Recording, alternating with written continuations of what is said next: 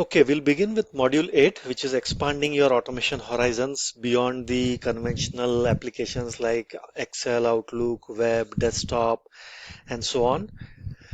So what we are going to see in this module is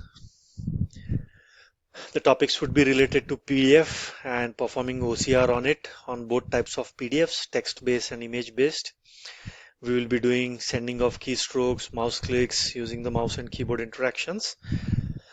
Then Pad gives multiple types of ways to capture screenshots. We'll be going through all three of them. And then the two types of APIs we'll be seeing, SOAP and REST. Downloading from web is a feature. Without using UI-based interaction, we can download from a web in particular situations, and I'll be explaining where. Then something called as the image recording, image-based recording, coordinate-based automation, all that I will be showing with live examples. And the other ones in italics, which I had mentioned during the free orientation course, that these require specialized license like SAP or even specialized setup like Active Directory on your machine. So and even virtual desktop, I'll be pointing you out to correct resources where you can find direct solutions on how to automate these applications. Most of them will be Microsoft given links itself.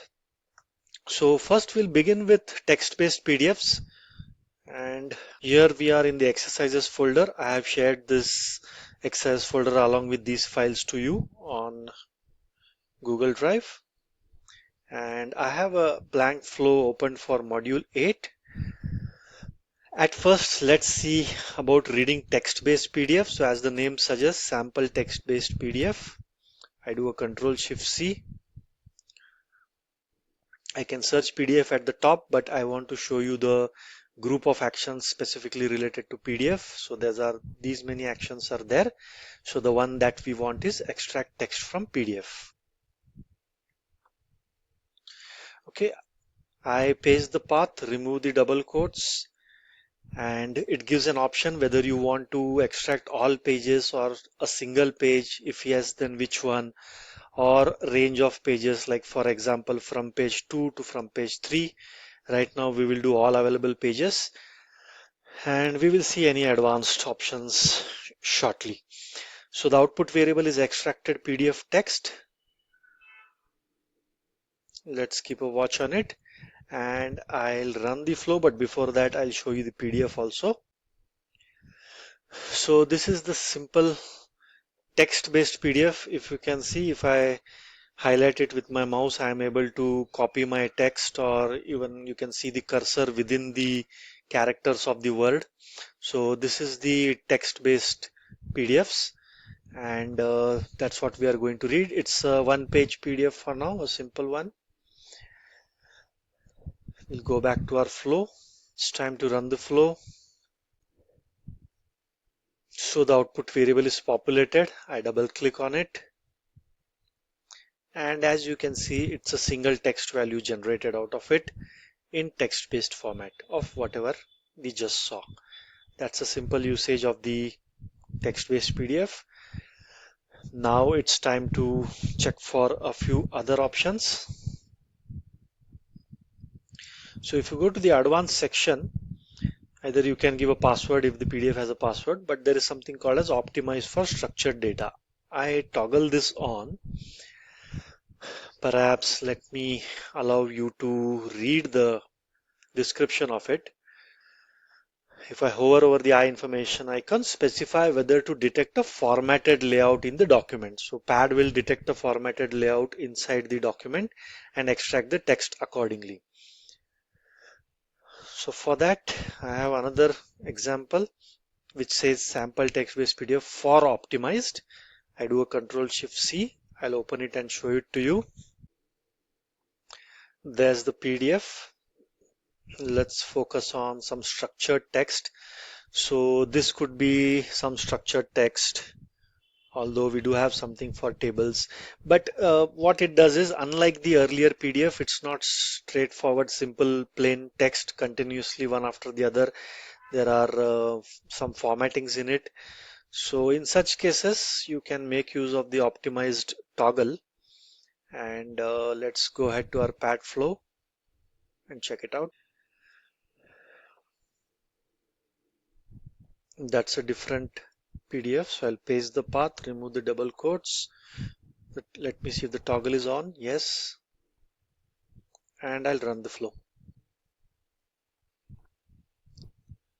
So if you can see, it has been populated, but in the beginning there was a table. So you get some white spaces over here and some over here. So it can't be visible directly with the naked eye, but just keep this structure in mind for a few seconds and we will run it without the toggle on and see the difference.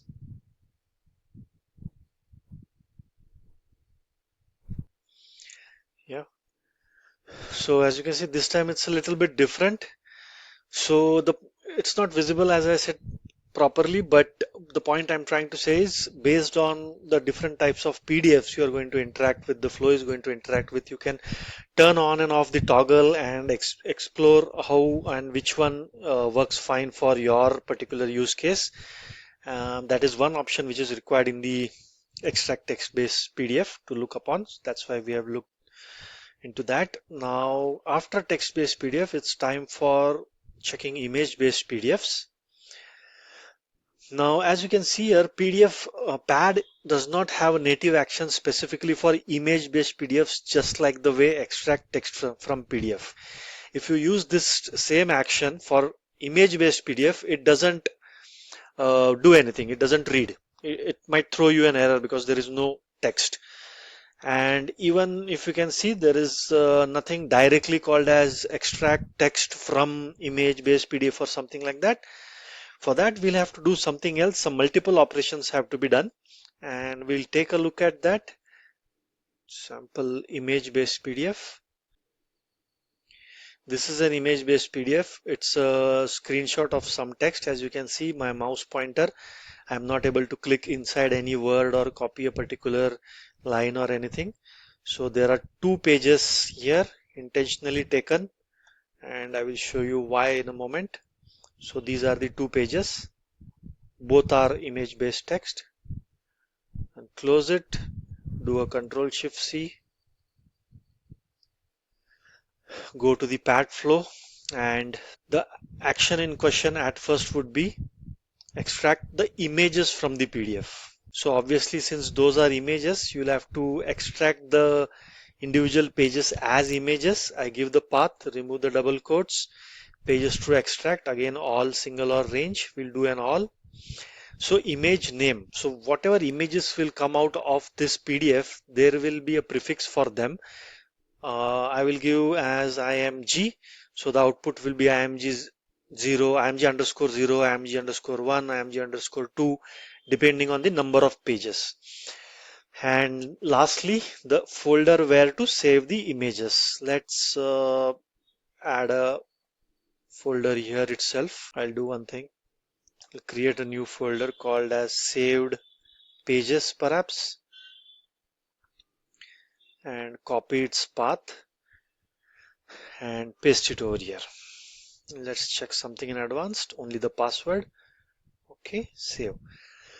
Now what this will do is, we can do a quick look. I'll run it. If you can see, we had given the prefix as img, and so it has added underscore 0 and underscore 1 because there were two pages in it. Now I'll open the first page, and since it's a PNG, it will still be in an image format. Okay, this is still an image, the first page, and let me do a right arrow, and it's img underscore 1. This is the second page. Now what we need to do is, we need to obviously iterate through these images. And obviously anything to extract from an image as a text, we need OCR related operations. So here you can see OCR group of actions. First, let us go through each of the files in that folder. And as you have already seen how to do a iteration inside a folder. So value to iterate, we haven't given the folder path, right?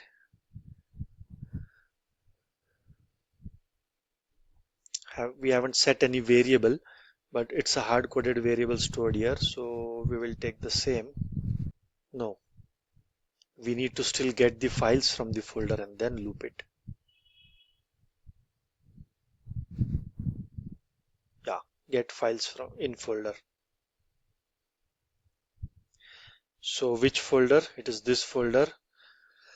If we know that it's all PNG, we can do it as PNG here, but right now I leave it as star, no subfolders. So we have the files output folder. I'll save it, and this time for each inside that files. So this is current. Since it's each page, I'll make it as current page. And now we can head on to the OCR set of actions. So this is what it says: extract text with OCR. You extract the text. You have two engines, Tesseract engines and Windows OCR engine. You can take the default one, no problems with it. Unless if you are facing any issues, some characters are not being read correctly using this engine, you can change it. So it gives three options. Where is your OCR source? It's the entire screen or any window opened up. In our case, it's image on a disk. Remember, we have PNG files. Those are images on our disk. And what is the image file path? We have given it as current page. And the whole of this source or only a specific part of it. We want the entire page. Again, some advanced OCR related settings. It has a language option here. Ours is in English. And you don't need to change anything, any multiplier, unless if you are seeing inconsistencies, you can change the multiplier option. So the output will be stored in OCR text. Now what we will do on the fly is we will keep creating a text out of this. We will extract it as an OCR, as a text from the OCR and append it to a text file. So write to text file comes into play. We have already seen this action. So let's take the same path. I have saved pages and let's give final output dot txt. So what would go here? We have OCR text and then we'll at first take OCR text. We will write it, but we will need one more variable to concatenate it. It's like a is equal to a plus 1 that way. So let's do one thing.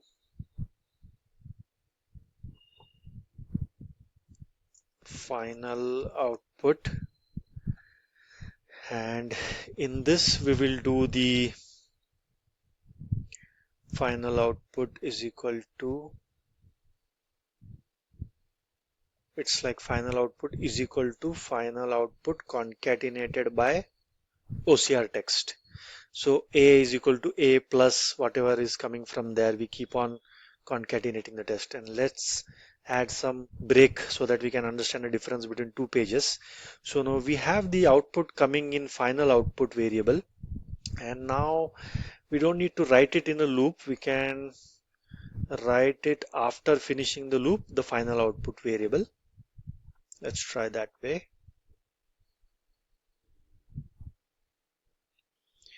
And overwrite existing content. There won't be any content. We are appending over here. Let's check it out. Let it remain as it is. It will extract once again. One text file should also get created here and it should write the output. Let's check it out.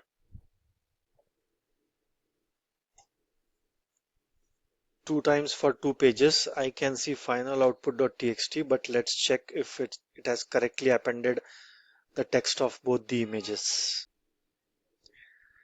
The impact of artificial intelligence. Remember, this is the first page. Then we had added a break over here as a separator to understand between two pages. And the second page over here is this. So now we have it in a text file format. We can use string functions, anything to identify. We can use regular expressions, anything. Good with it? Understood? Okay. Okay. I'll open the image-based PDF and we'll see whether the first page was the one which talked about the artificial intelligence title. Yeah, the impact of artificial intelligence, that is the title. Okay, I'll close. Okay, back to our pad flow. Now, one thing is remaining related to text-based files. I'll comment this out. That was about seeing tables in a PDF. And for that, we have a ready-made action, extract tables from PDF. Until then, I'll show you a sample PDF with a table, and I've named it as sample text-based PDF with table. Yeah, some written text and some table, and this table has got some headers, and I'll tell you why I'm showing you the header part. Control Shift C, add the path,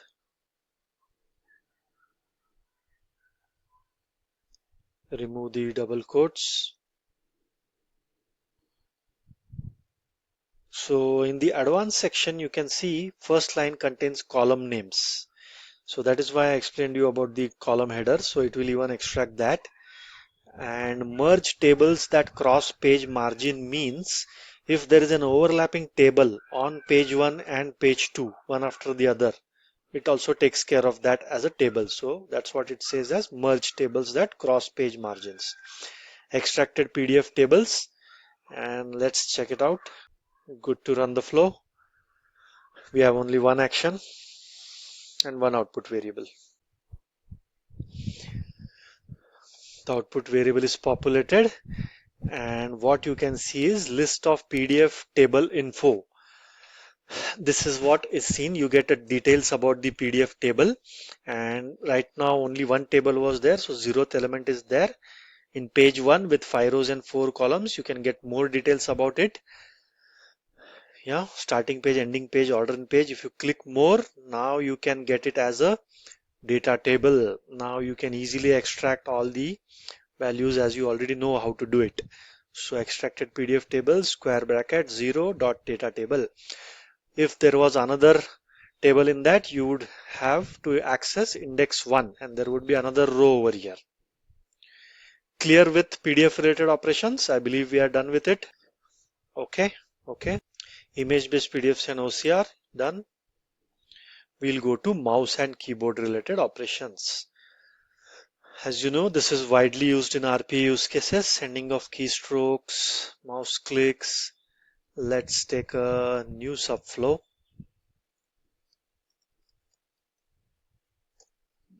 Let's do one thing. Let's open a notepad file, but using the run application.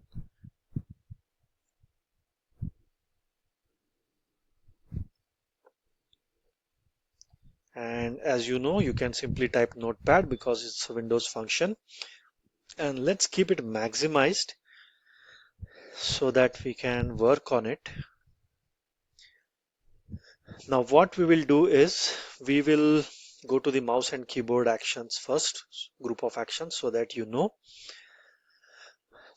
We will launch the notepad and write something to it, but this time not using the UI elements of selector, but using the sending of keys.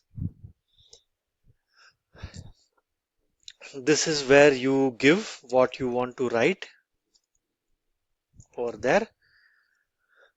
And I'll explain you about the keys also. Where do you want to write? On the foreground window, or if there is a UI element, or if there is, at first you can launch the window, you can use focus window and then write it so that it gets the focus first and then it writes to it. Otherwise it will go haywire, it will write anywhere else.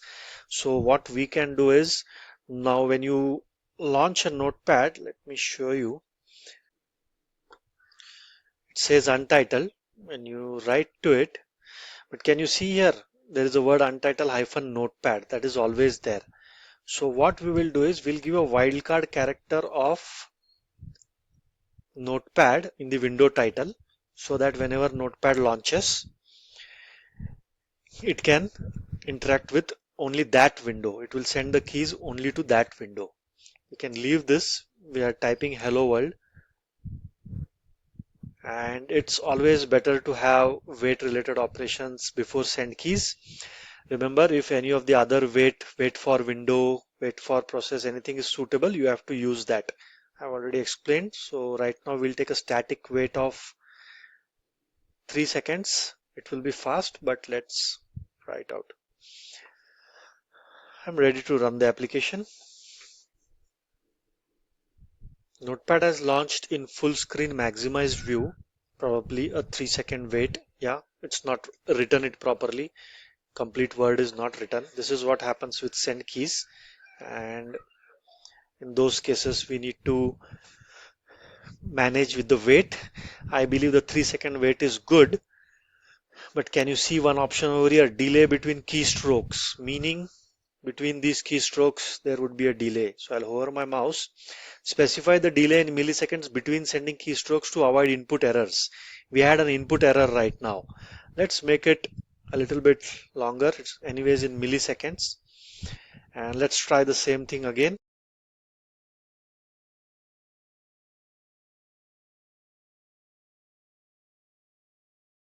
Perfect. 3-second wait and the entire text and 2 words are written correctly. I'll close it. Now, I wanted to show you something.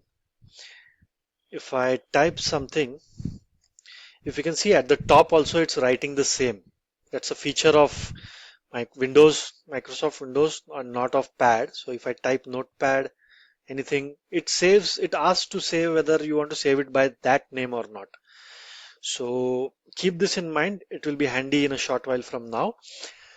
But for now, what I wanted to show you is if I press Alt F4 or even Control Shift W, and now I'm pressing Alt F4, it tries to close the notepad window. Now this is what we are going to do now using the sending of keys. Imagine a situation or certain automations where you are not able to capture any UI elements, selectors. In those cases, you'll use this. Another approach, right click. You can see here Alt F4 for close. So let's do that. Obviously, we are going to make use of send keys. Let's take a fresh one.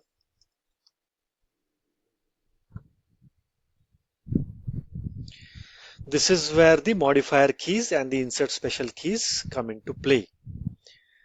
Here it gives an option of various miscellaneous keys like comma, period, space. Written is for enter, backspace. You generally need enter, yeah, caps lock and all. Then you have the arrow keys, the function keys from F1 to F12, the numpad, and even add, minus, plus, those types of keys. And in the insert modifier is you have a default control alt shift, left control, left Windows key, even the Windows key is there. Yeah, imagine if you want to do a control alt delete, you can make a combination of this. So now I want to hover my mouse over the eye information icon and want to show you some syntax. If you can see, or is it just going away? I don't know how much it's going to be visible to you, but let me take a screenshot and show it to you. Oh, there it is. No, it's not captured the. Let me do a print screen. There it is. We'll go to paintbrush.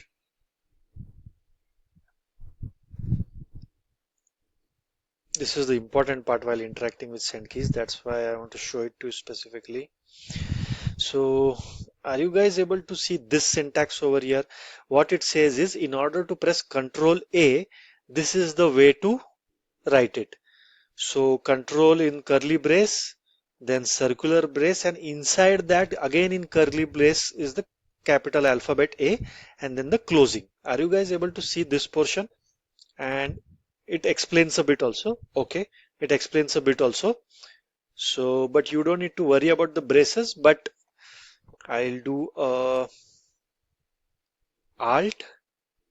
Why do you need to know that is? See, the braces has automatically come. There is a curly brace for alt and then a circular brace. but I want to do an Alt F4 as in the example Control A was inside the curly brace. So likewise, I need to click inside this circular brace and go to the function set of keys and press F4.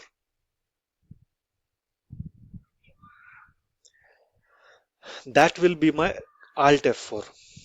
Yeah, it took care of automatically adding the braces.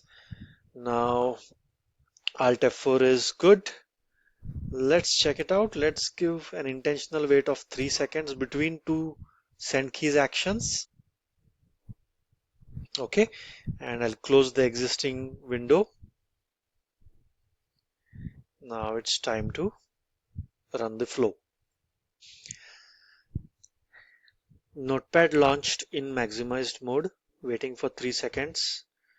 Should write hello world. No, that seconds did not suffice. But let's see, our Alt F4 worked. Okay, we will fix this part. But this is what worked, Alt F4. And I'll keep it this way. Perhaps we need to increase. I see that immediately after run application, it is going to wait for 3 seconds.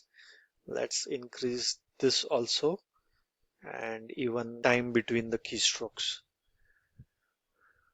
Let's make it 25. Yeah. Let's do a quick run to see if our use case works fine. Or do we need any tweaking? If you can see, so immediately after run application, it jumps on to wait.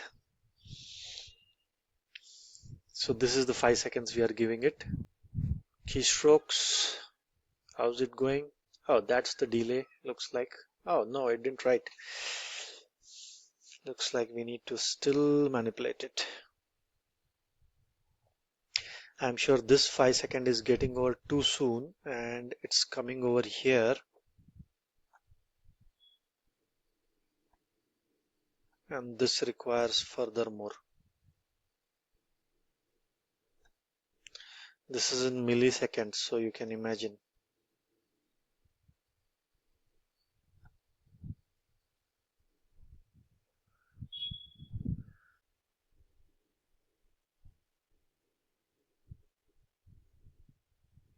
First part worked fine, waiting for 5 seconds. The second part, it should send an Alt F4. Yeah, it worked fine. Okay, I'll keep this open because we are moving on to the next action now. We have finished send keys. So sending a same key multiple times is, I'll show you a syntax to do that. Let's say, see curly braces, as you already know, if you insert a tab key, it will insert it with a curly braces on both the sides. Let's say if you want to send the tab key 5 times, you will give a colon and 5 that way. Clear with this sending of the same key multiple times? Okay. So as we saw in the last section, the process had stopped here. Now what we are going to do, separate other mouse and keyboard related operations. We will do a move mouse to image.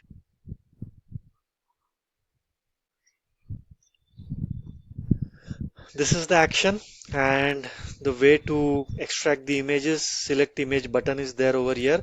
I click that, capture image, and we will do a don't save here. So automatically a image kind of a cursor opens up. I will minutely capture the don't save button. This is I'm naming it to don't save button, and move mouse to image. So if I click on this, it will show me a preview of what I have captured. What is the mouse movement style? I should instantly move my mouse to that image. How many times? Occurrence is 1. You don't need to worry about it. Send a click after moving mouse. Yes. If I do a send, then only it will go ahead and click that button. What type of click I want to do? Left click. It will give me the coordinates of that image found, if it is found. So you can even use these X and Y variables, output variables, for validation also. if that image is not found, if X is some non-numeric value or it's empty, you can identify that this image is not been recognized.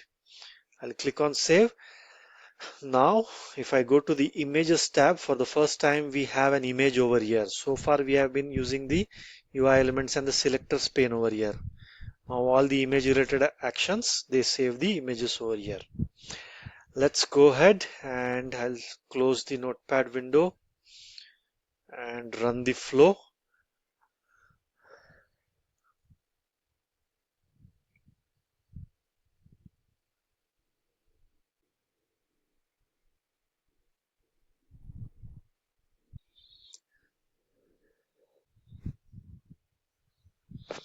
Watch the mouse pointer. If you watch the mouse pointer, it quickly went on to the image and even clicked on it. And if you want to see the watch, if you want to watch the mouse pointer also, you can add one wait before this move mouse to image. Are you guys clear with this part? Even the coordinates, okay, even the coordinates have been extracted. Okay, now we will do the same thing but using a different action. I'll disable this action and move mouse to text on screen. This is another way of interacting with elements. So if you know I just want to show you minutely. If I write something and do Alt F4, what is the text over here? Don't save, D capital, S small, and there is a single quote. So we will have pad to search for that text. Use the same engine. The text to find is D capital, single quote, small s, save. It's a regular expression or not? No. Keep same occurrence. Entire screen or foreground window only is also fine. Search mode. Keep it as it is. Move mouse from the previous position. Instantly we want to move it. And in the advanced section, you can see some more detailed options are there. Wait for the text to appear. So it will wait for 5 seconds for the text to appear. If you think your application is slow, you can increase the time here. Then send a click after moving the mouse. Yes, we want to send a click. Again, which type of click? Left click. Again, a wait before clicking. And then mouse position relative to the text. Now, if you want to click to the exactly to the center of that button, you will use this. If you want to click to the top left corner, you will click over here. If you want to click at the bottom right corner, you will use this option. So what we will do is we will click exactly at the center. And as you can see the output variables, it gives the location of the text found in X and Y coordinates, width of text and height of text. Okay, looks good. I'll click on save. We should be ready to run the flow. This time I'll add a wait so that you watch the mouse pointer.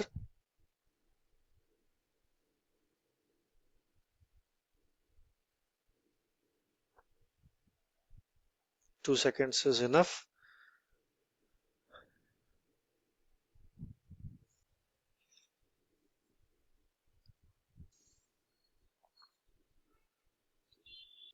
Few seconds and then Alt F4. Watch the mouse pointer. Go on it at the center exactly and click on don't save. Did you guys observe? Okay. Okay. Good. So we saw some good actions that are widely used. Let's see if, yeah, those are over. Now capturing screenshots. So there are three ways of capturing screenshots in pad. I'll show you all three. If you go to, I'll add a new subflow for screenshots. I'll disable all this so that our variables pane is empty. When this I'll disable so that everything is empty and we can work neatly on it. Okay. Now, as you can type over here, screenshot, as soon as you type that, you will get all screenshot related operations. There are three operations. First is take a screenshot. Now, before taking a screenshot, we will open our famous Contoso application and take its screenshot. And run application is the way, as you already know. I give the path of the Contoso application. Remove the double quotes. Leave everything as it is. Now what we are going to do is capture the window that comes up. I'll run from here. There are two tabs, accounts and invoices. As soon as it opens, it goes to the which tab if you have been performing the exercises. Yeah, right. So there's the accounts tab. Yeah, the flow is over. Let's see if it has captured the screenshot or if it has, okay, it has gone to the clipboard. If I do a control V in Paint, I can see whether that's the one that has gone to clipboard. So all screens would be the entire screen. Let me do a control V. No, it's about the pad window. That means the focus was not there yet on the Contoso window. So what we will do is we will capture only the Contoso window by giving a foreground window over here. This time we will save it as an image so that we can go ahead and verify. We will give a PNG image, and in the same folder, let's take saved pages folder. I'll remove everything that was done from the earlier exercise. Okay, paste it and slash Contoso window.png because it's a portable network graphics. Okay, because we used foreground window over there, it's necessary to add focus on it. So focus, either you can do a focus window, that's the best practice, or you can add a wait here because we know that as soon as we launch this application, that's the window that comes into focus. But while building your desktop flows, remember you need to use other wait for window related operations. We'll give 4 seconds. I'll close Contoso and we are ready to go. So this window itself was opened, Contoso was not opened, that's why it took the screenshot of the pad editor itself. Wait for 4 seconds, is it enough? Okay, good. Let's see, it was, there it is. I can see in the thumbnail itself the exact Contoso window has been captured. I used foreground window, although there were many other windows opened in the background. Because Contoso was not maximized, there were some background windows also. So because I used foreground, it exactly captured the foreground window of the Contoso. Now you can use this in multiple use cases. Let's say you want a proof of record. Let's say after adding one invoice, someone wants a record that a report of the file path where the image is stored after every single case is processed. Even when you launch a PDF, you can take a screenshot of that and save it and show the path in the report as a proof of record. You can do many things with this now. That was the first take a screenshot action. Now let's see what else we had. Second is screenshot. Take screenshot of UI element. I'll disable this. Now I want to show you something else, because now we are going to do something else. Take screenshot of UI element. Obviously it's asking for a UI element. Let's do the same thing. Instead of clipboard, we'll put it to a file. And do we have the path of the file? Yes. Backslash, and I'm going to capture the ID of the file, an ID, and in PNG format. Image file is the name. and the UI element I want is add UI element, go to Contoso. So this is the ID. I'm in the accounts tab, not the invoices tab. I'm just showing you as a sample. All other exercises we performed using the invoices tab.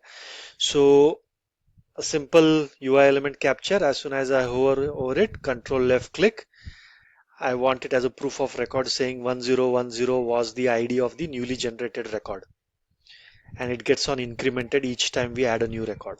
I hover my mouse, same approach, perfect. Everything looks good. Time to close Contoso and run the application.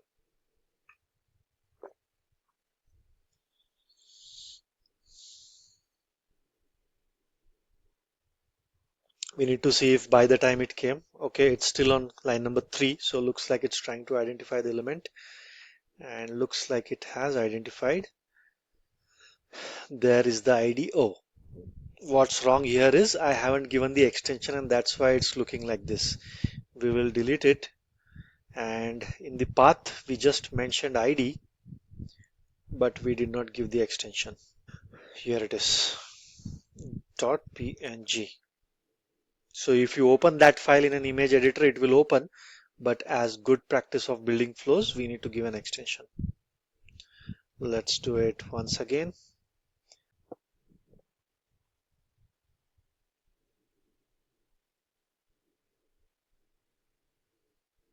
It's on line number 3, taking its own sweet time to identify the UI element. Perfect. Flow is complete. Let's go and check. There I can see in a thumbnail, very small, 1010, because that's the minute element we had captured. Did you see? Now I'll zoom a little bit.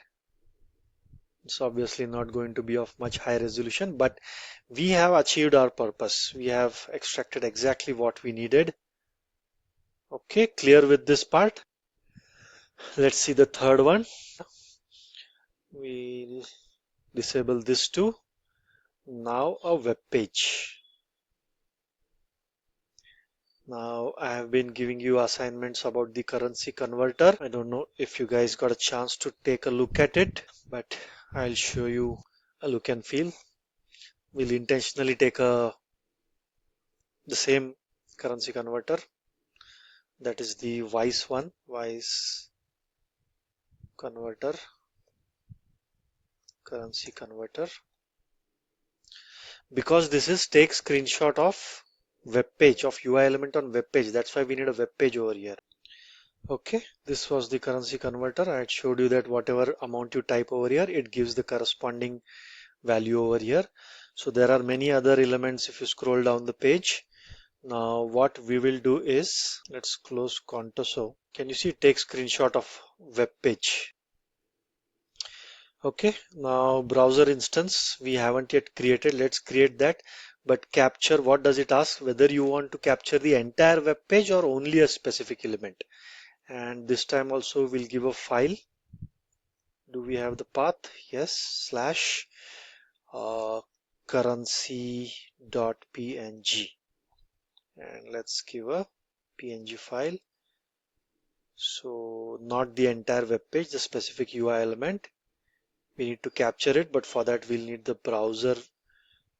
Let's see if it allows without the browser. Add UI element. Okay.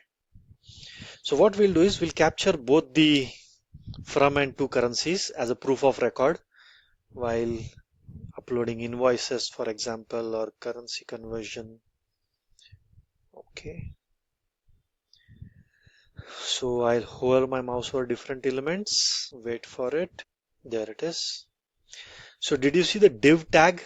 It's taking both the from and to currencies.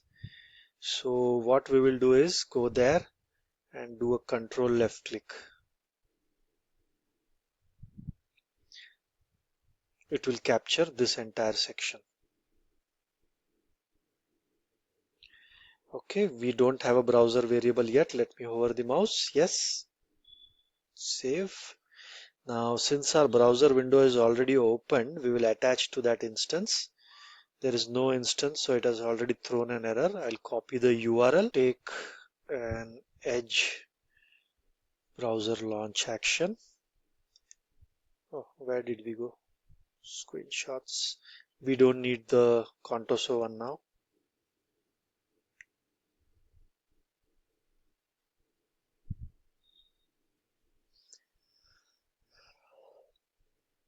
Launch new instance. URL we have already copied. Let's give it a maximized look. And then how much is the toggle? Should be 60. Yeah, for the web page to load.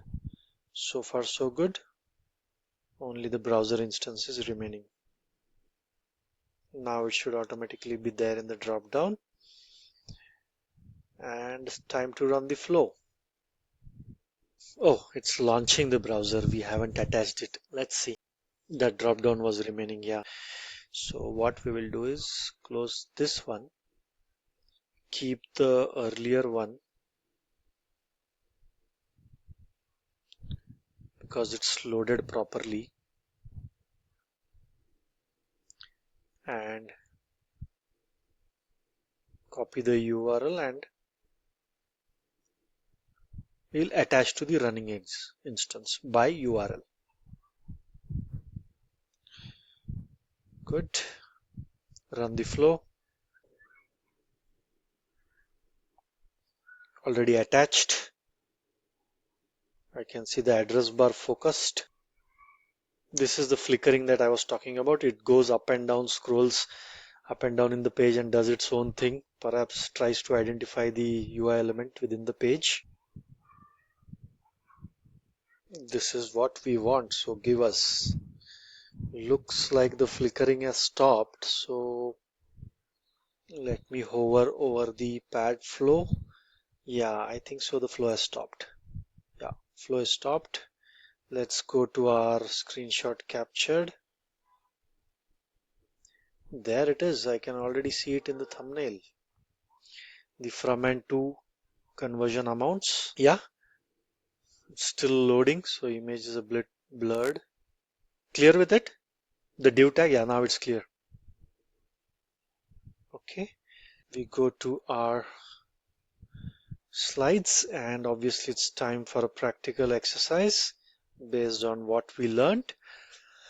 So I'll explain you the exercise. This Excel file, you have been having this Excel file all this while until the ID column, and now if I go to the folder where the exercises are saved, there is, yeah, in module 8 there is something called a screenshot path exercise 1.xlsx. You will be seeing it. So that file looks like the one that I'm showing this way. Now what you need to do is enter each row in Contoso, convert this. Obviously if you have done the previous exercise you would have already be having the flow for the conversion amount. Capture the ID and the screenshot of the ID in a path. So just like how I showed you 1001, that small 101 1001.png, you need to capture that screenshot only and name it with the current date and time. Now to use date and time, you will have to see the previous session recording where I've shown the date and time related operations. The file name should be based on that. Did you understand what needs to be done in H column? Okay, now moving to I column, here is the currency screenshot path. So just like the way I showed, that section of both the from and to currencies should be saved as an image file, but the name of the image file would be the ID this time. For example, if the ID was 1001, this file name should be 1001.png. Clear with this part? Okay, so we should be done with today's session. If you have any doubts about today's session, previous sessions, any exercises you want to discuss, let me know, else we can continue tomorrow. Good with it? Okay. All right then. Speak to you tomorrow then. Bye bye. Welcome. Bye. Welcome. Bye.